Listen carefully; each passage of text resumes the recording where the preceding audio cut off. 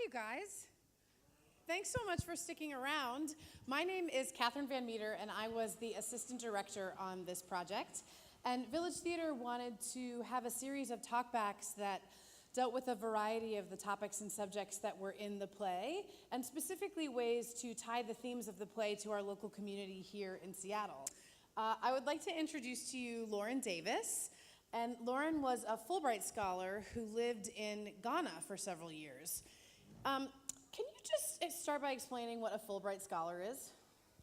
Sure. There's actually sort of two types. There's a Fulbright Fellow and a Fulbright Scholar. A Fulbright Scholar I was not. You have to have a PhD and be a professor, and essentially you do an exchange between, for example, a Ghanaian professor would come to the United States or vice versa, and then a Fulbright Fellow is anybody with less than a PhD who goes to a foreign country, and essentially they inaugurated us as sort of itty-bitty mini ambassadors of American goodwill to all corners of the world. But you also conduct a research project. And what made you choose Ghana? So I had actually studied abroad at the University of Ghana, Legon, where FUA attended. So I studied abroad there, and I had that very highly cliched, falling in love with a foreign country, never wanted to leave sort of thing. So I came back from study abroad junior year of college, finished my schooling, and then it was sort of Ghana or bust. And I was lucky enough to get a Fulbright Fellowship, but I would have gone anyway. That's amazing. What was your experience with the show tonight and seeing the show in terms of your time there, or did it bring things up for you? It definitely did. Like? I was sitting with my mom and best friend and her mom, and my best friend and mom had also been to Ghana, so we were just poking each other about the references to Trotros, and the market scene was very well done in terms of all the background. A lot of it, I mean, the costuming was great. They really do have naming ceremonies on the 8th day. People really do wear red and black for funerals. You wear black and white for naming ceremonies. So it was really, really spot on. In general, I would say, I think that Ghana actually has a really, really low prevalence of HIV/AIDS, one of the lowest on the whole continent. Just to note that, there's a lot of Ghana's done a really, really good job with abstinence. They have this ABC campaign, abstinence, be faithful, and condomize, among other things. And they're really, really good about getting people access to the antiretroviral medications for HIV treatment. And the other thing that I will say is, Accra was my home. Accra is my second home. So as much as it might be portrayed to be scary in the play, it's not actually at all. I mean, I think there's a number of other, even within sub-Saharan Africa, a number of other big cities that are much scarier. So Ghana is called Africa Light, or Africa for Beginners. So it's extraordinarily safe. Ghana doesn't really have any of the perils of a lot of other sub-Saharan African nations. So in many ways, it is the Black Star of Africa as it is known. It was the first African nation to gain independence, Black African nation, etc. What was your work when you went back on the fellowship? So I essentially conducted qualitative research over a 2-year period with 5 families, all of whom had a child drop out of primary school, and really trying to understand, I mean, it's more than just money, because Ghana actually has something called F-Cube, which is free compulsory universal basic education. So there are no school fees for government schools. And so really trying to understand, why is it that in an urban setting, when people don't have to walk 9 kilometers to school, why are children out of school? And it turned out, in fact, that it's much, much more complex and nuanced than just a financial figure. A lot of it has to do with the power that a school wields, and kind of confusion on behalf of parents with little education. So for example, in one of the families that I worked with, the boy who'd been out of school, he had been sacked, meaning sent home from school, and the mother thought he was in trouble and couldn't return to the school anymore, but in fact it was simply because he needed a bowl for school, and he didn't have they probably could have afforded one. It wasn't particularly expensive, but there was just a lack of communication, and there's so much reverence for teachers and for school administrators that a parent could never, it's not like Issaquah where you can call up and say, why the heck did my kid get a B? Like, you wouldn't dare ask a school administrator, why did you sack my child? And so that contributes to it as well. So it seems like what I'm hearing you say is that there is a difference where in the rural areas it can be more about access to the education, but that it's more complicated than that in the cities? Yeah, I mean, I think that there's a lot of complexities and nuances in the rural areas as well. I think, generally speaking, most Ghanaian parents, like any parent, want their child to go to school. But certainly there are obligations. There's financial obligations. It is true in more rural areas. There's issues about help on the farm, et cetera. I would say that it's a misnomer, I think, in the city that children are working. That can sometimes be the case, but that's fairly unusual. The children who work on Accra are not from Accra. They're from a place that Efwa is from, so from northern Ghana, and they're sent down, and many of them don't even speak Twi or Ga, which is what's actually spoken in the city. But kids that are from that area, the urban poor kids, they say that they're in the house, meaning they're literally just doing quite a lot of nothing, and they might be playing soccer with friends, but it's not that they're being called to work. That's not what's pulling them from school. It's maybe a lack of parents compelling them to go, maybe a rebellious child, maybe a confusion about why this child was sent home, but less so about forcing a child to work. At the end of your fellowship, how had you felt your relationships with those families grow over the time that you were there?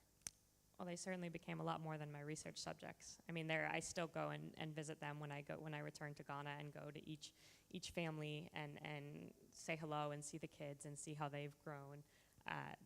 I very tragically, one family in particular lost two young women who were basically my age, who had young children, and the mother of one of the boys, who was sort of the focus student.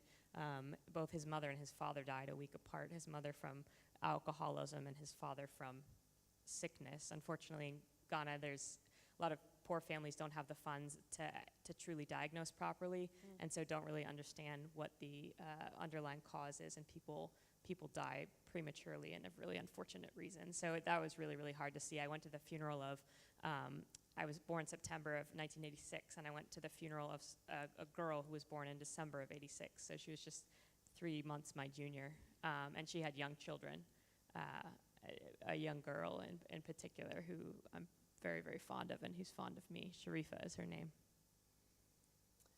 You were selling some things before the show, and I believe at intermission. Can you tell us a little bit about what that was and what that organization is? Sure. So I in order to find students who had dropped out of primary school, someone referred me to an organization called the Underprivileged Children's Center, which is a program started in a poorer area of Accra by a man named Billa, who I have the utmost admiration for. He's also from northern Ghana, and basically he got frustrated. He was a school teacher, and he got frustrated seeing so many kids out of school, and so he would work during the day teaching, and then after school he would round up kids in the neighborhood and truly gather them under a mango tree, which actually provides quite nice shade, and teach them. And then he did this more and more. They had to actually move to a larger mango tree, and this was the evolution of the Underprivileged Children's Center. And essentially what it has become is it's a safety net in a country that doesn't really have an educational safety net. So what it does is he identifies children in the community, these children in the house, children playing soccer when they should be in school, and he brings them in and he gets them educated to an age-appropriate grade level so that you don't have a 14-year-old in 4th grade. And so he schools them, gets them up to an age-appropriate grade level, and then re-enrolls them in government schooling. And I came to adore this man and his work, but they needed some kind of sustainable funding source. And he had, I brought to him this idea, well, what if we take these beautiful West African textiles and we mold them into things that Obrunis, that foreigners, would buy. And so he said, well, funny you should say that. I wanted to start a sewing apprenticeship training. And I said, great, okay. So we sort of put our heads together and formed this sort of social enterprise called NOHA, which essentially does just that. So we employ previously unemployed single mothers as tailors, and then we provide free apprenticeship training to teenage girls who have never had the opportunity to go to school but don't have a trade either. So normally an apprenticeship can cost about 400 Ghana cedis, which is about $200 US. And so we provide that for free, and then all the profits from the organization go back to fund the work of getting these kids back up to an age-appropriate grade and getting them back into primary school. And what's the level of effectiveness that you have found in sort of all of those different tiers? In terms of, so this little tiny business is still going, and it's grown significantly since I left. I mean, we were operating out of they're essentially locally manufactured shipping containers with a corrugated metal roof, and we had a little 10 by 10 outfit when I left. And when I came back in 2013, I mean, I knew this had happened, but I hadn't seen it. And it had doubled, and so we had sort of a 10 by 20 and turned the old 10 by 10 into a little shop to sell the products. And I mean, we sell them locally at the U.S. Embassy and some places that foreigners shop. And then this organization gets a lot of foreign volunteers, so they'll take them to Australia or England or the U.S. or wherever they're from, like I'm doing tonight, and then send the money back to Ghana. But so in terms of that, it's been extremely successful. Everything that Bill and I had ever dreamed of, which was to provide a sustainable funding source, has been achieved. And then we're also providing free apprenticeship training to girls. We're providing employment to single moms. So I believe we hit all marks. And it seems too like even just sort of having those opportunities for women inside a community would empower other women to see that there are options beyond what they may think of at the time, which seems like it sort of has like a rippling effect. I think so. I mean, so Ghana is a matriarchal society, so women sort of rule the show. Find me a Ghanaian woman who's not an entrepreneur. So, I mean, whether it's going to and buying most of the folks in the play, there was sort of a mix of wearing Ghanaian cloth and then sort of Western wear, and that is very accurate. But the Western clothes are called Obruni Wewu, which means white man's clothes, and they're just sort of like Goodwill, sold by the pound, show up in the port. But women, even low-income women will show up there and buy some select pieces and then sell them in their particular part of Accra, for example. Women will go to the market and buy a bunch of soap and walk around on their head, sometimes carrying a baby, and sell that. So, I mean, most women are actually entrepreneurial in very many ways, and I think this is just kind of another avenue for women to have more options. Sure. Do you guys have any questions? Any things you want to know? Yes, ma'am.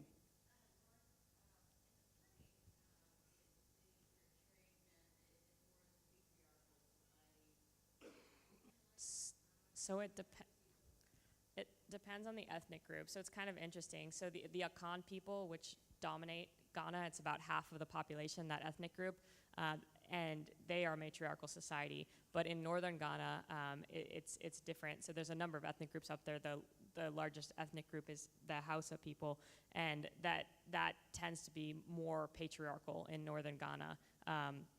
It's more predominantly Muslim in northern Ghana. I would say Ghana's about 75% Christian, but the Muslim population is in the north. Northern Ghana is quite different than the rest of the country. And it was sort of interesting because in the play, the names that the characters have are day names, which suggest they're Akan people, but Akan people aren't really in northern Ghana. They would have more likely Muslim names and different. Their local dialect name would not be based on the day of the week they're born, typically. Thank you. There was a hand over here, I feel like.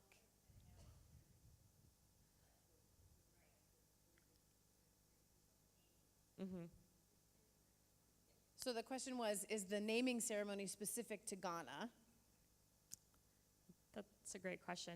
I think it's definitely a West African thing. I can say that with some degree of certainty. But I mean, Africa is a very large continent. I'm not actually. I haven't spent enough time in Eastern or Southern Africa to speak specifically. But I do know that other countries in West Africa also practice naming ceremonies.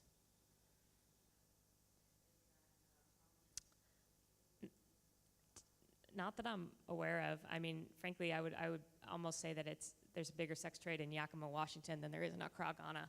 I'm not saying that it's not there, but I never saw any remote inkling of anything remotely like that. I mean, Ghana is very, very different from here in a very positive way. So the example that I give is, so in Ghana, it's free for children wearing a school uniform to ride the trotro, the local minibuses. And so they'll get on, but the drivers don't want to lose a fare by giving their seat up. So they'll just put them on the lap of anybody, man, woman. So they'll pick up a small child, the mate, who's the guy who kind of there's a driver and then the mate gets people in and out and takes the money. He'll pick up a small girl, throw her on the lap of a strange man, and that's not weird at all. Like this issue of some of the sex trade and then some of these kind of like the child molestation and such. I'm not saying it doesn't happen, but it's definitely not like in this country, as in it happens, in my opinion, much less actually there than it does here.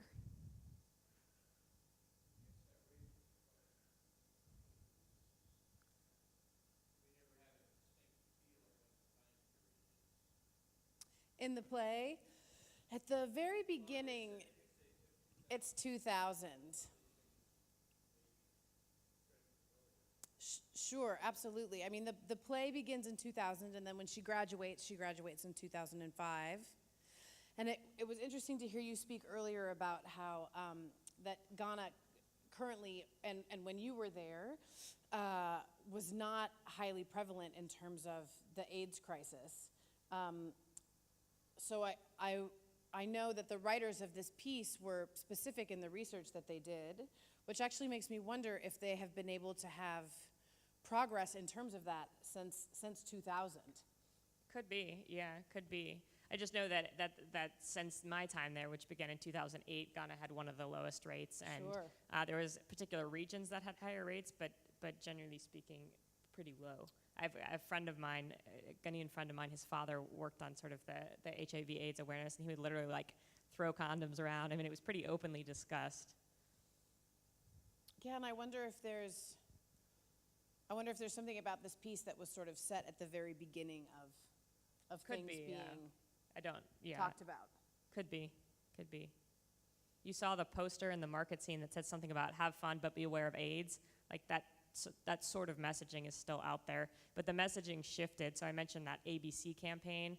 But when my counterparts, my friends who live in Ghana who are my age, which is now in my late 20s, but when they were kids, the stuff that they described to me learning about AIDS was all fear-based, right? So their children's textbooks would have pictures of like people rotting, their bodies rotting, and this is AIDS, and it was all scare tactic based in the same way that sort of American kids with drugs used to be. Mm-hmm. But I think that's also changed. Mm-hmm, mm-hmm. Yes, did you have something, ma'am?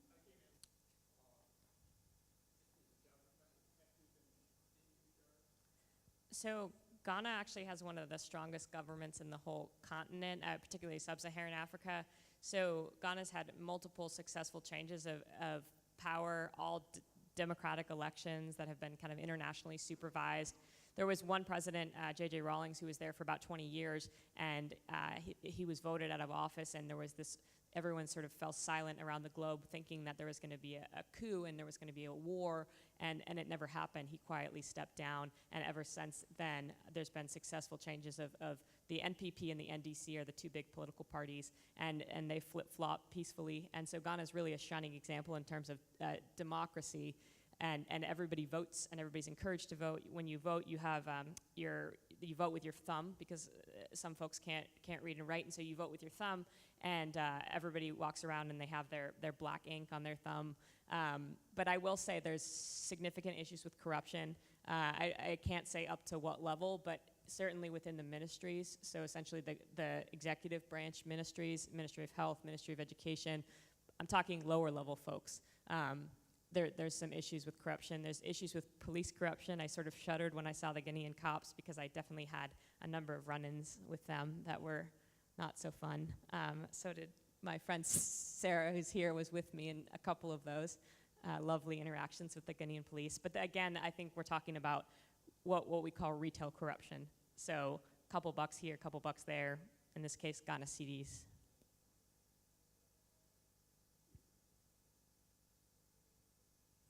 What are some positive changes that you've seen in the education system in Ghana since your time of being aware?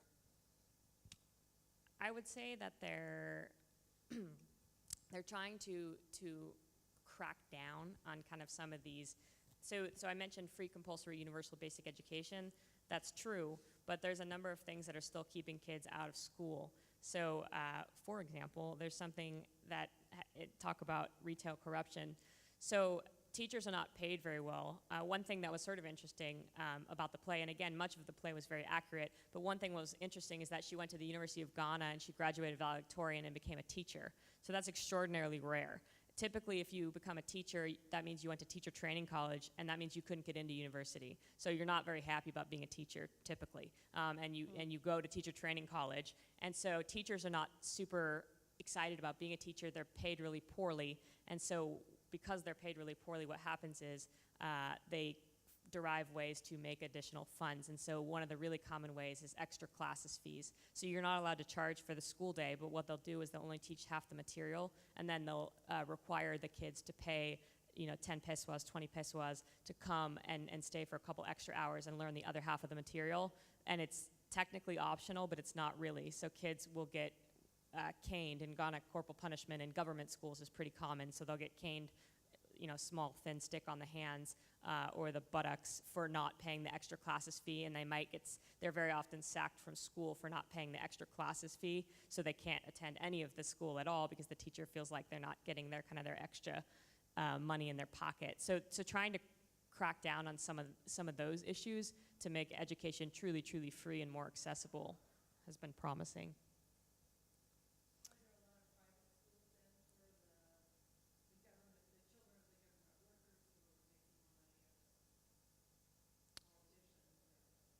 Yes, so actually, I wouldn't say government workers make great money, interestingly. They make okay money, but not great money. It's people in private companies that make good money. Banks, people who work at banks make good money.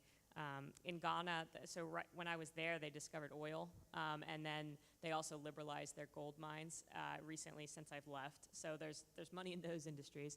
But yes, there are a ton of private schools, but they vary massively. So you have everything from like the sort of lakesides in terms of extremely elite, really, really wealthy Ghanaians and expats send their children there, and then I taught at an extraordinarily poor private school.